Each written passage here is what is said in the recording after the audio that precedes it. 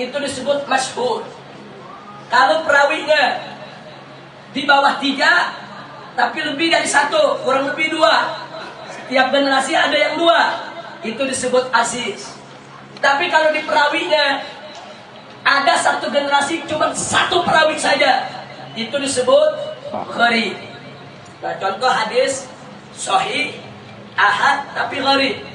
Contohnya innamal a'malu binniyat. Ini kadang-kadang orang salah paham bilang, oh ini hadis mutawatir karena banyak yang pakai. Betul, ini hadis banyak yang pakai, itu memang. Tapi perawinya kalau diselidikin, tidak ada sahabat yang meriwayatkan kecuali Sayyidina Umar bin Khattab radhiyallahu taala anhu. Dari Sayyidina Umar baru ke puluhan sahabat. Dari puluhan sahabat masuk ke ratusan tabi'in. Dari ratusan tabi'in masuk lagi ke ratusan tabi'in sampai ke ribuan perawi di bawahnya. Tapi karena ujungnya cuma 1 disebut ahad, bahkan disebut gharib. Tapi hadis tersebut hukumnya tetap sahih. Nah, saya kalau sahih urusan lain lagi. Ini urusan nilai tingkatan. Kalau hadis yang mutawatir dari segi wurud qat'i sama dengan Al-Quran wurudnya sudah. Karena perawinya begitu banyak, nggak mungkin mereka berdusta, maka qat'i meyakinkan pasti benar, tidak mungkin bohong. Nah, maka itu hadis mutawatir dari segi wurud dia qat'i sudah. Tidak boleh kita perdebatkan. Tapi dari segi dilalah sama seperti tadi, ada yang qat'i, ada yang dhanni. Sedangkan hadis ahad dari segi wurud dhanni. Hadis ahad dari segi wurud dhanni. Artinya dhanni dia meyakinkan. Kita percaya kebenarannya, tapi tidak 100% seperti qat'i, saudara. 90 atau 95 atau 99%. Yang penting dia ada di bawah qat'i. Nah, ini yang disebut dhanni. Dari segi dilalah sama dengan yang lain. Ada qat'i, ada dhanni. Nah, di sini mulai ini kepala mulai mumet nih. Lihat qat'i, dhanni. Nanti kita kasih contoh sudah. Kita lanjutkan. Perhatikan di sini.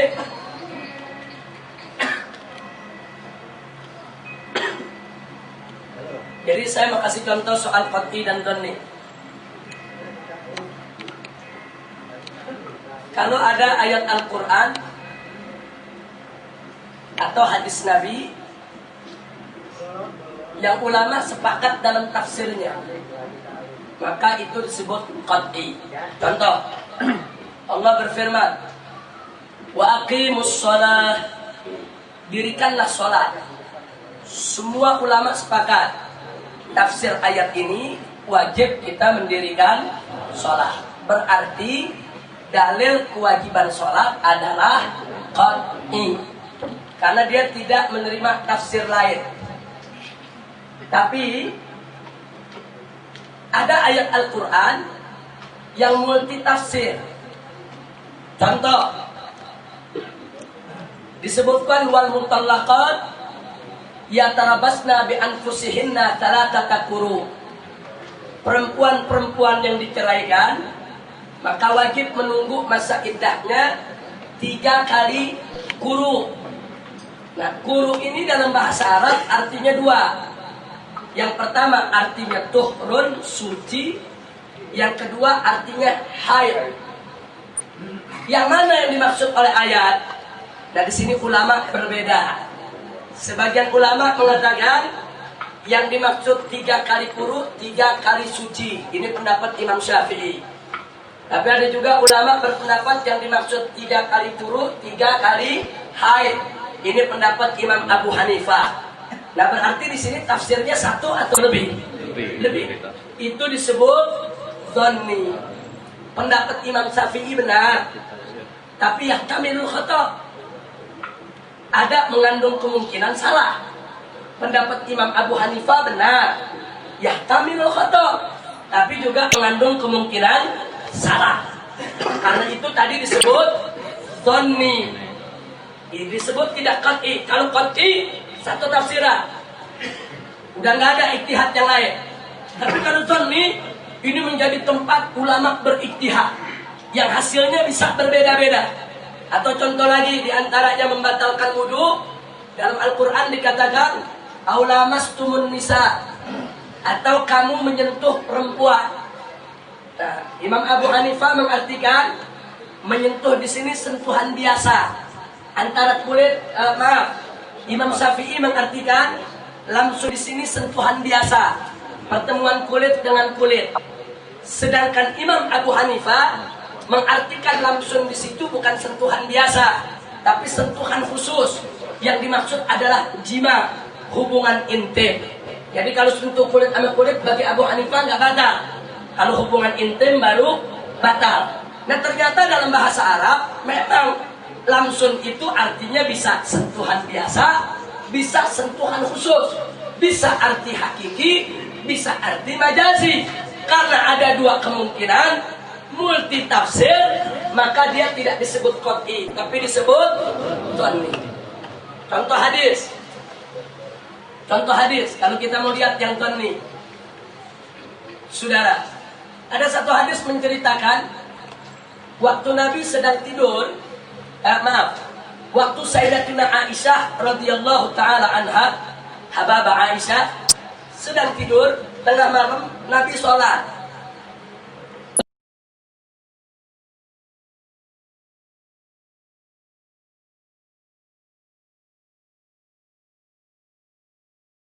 Beliau kasih isyarat disentuh.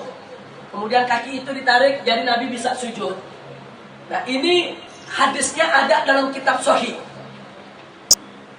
Nah kemudian hadis ini digunakan oleh mazhab Abu Hanifah. Coba lihat. Ternyata menyentuh perempuan, menyentuh istri tidak batal kan? Kalau batal Nabi nggak bakal sentuh. Nabi mau sujud, Nabi sentuh dulu, Nabi sujud. Nabi teruskan sholat. Berarti menyentuh nggak batal. Tapi mazhab Syafi'i mengartikan lain lagi.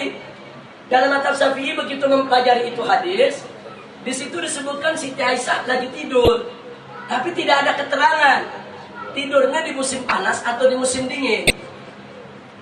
Kalau di musim dingin, pakai selimut atau tidak? Itu dalam ilmu fikih perlu. Nah, di sini Imam Syafi'i melihat hadis macam ini nggak bisa dijadikan hujjah karena tidak jelas. Tidak ada keterangan, walaupun itu hadis sahih. Nah, jadi jangan nanti ada yang tuduh begini. Sebab sekarang ini banyak dari kelompok-kelompok Wahabi mereka mengatakan Imam Syafi'i berkata, "Idza shahhal hadis fahuwa madhhabi." Jika suatu hadis sudah sah, maka itu adalah madhab saya. Nah, terus mereka bilang, orang Indonesia, kalian kan madhab Syafi'i. Lihat ini hadis sahih. Lagi sholat, Nabi nyolek kaki Siti Aisyah, ternyata tidak batal. Kalau betul kalian ikut Imam Syafi'i, harus ikut hadis sahih. Kalau kalian ikut hadis sahih, ambil hadis ini. Kalau kalian ambil hadis ini, berarti untuk perempuan tidak membatalkan wudu. Nah, saudara, di sini perlu kita ingatkan kepada kelompok-kelompok Wahabi yang bicara macam itu. Pembicaraannya ada benarnya. Memang Imam Syafi'i bicara begitu, itu benar. Kalau mereka katakan hadis ini sahih, itu juga benar, tidak salah. Tapi tidak setiap hadis sahih dipahami secara tekstual. Dalam mazhab Syafi'i ini sangat teliti.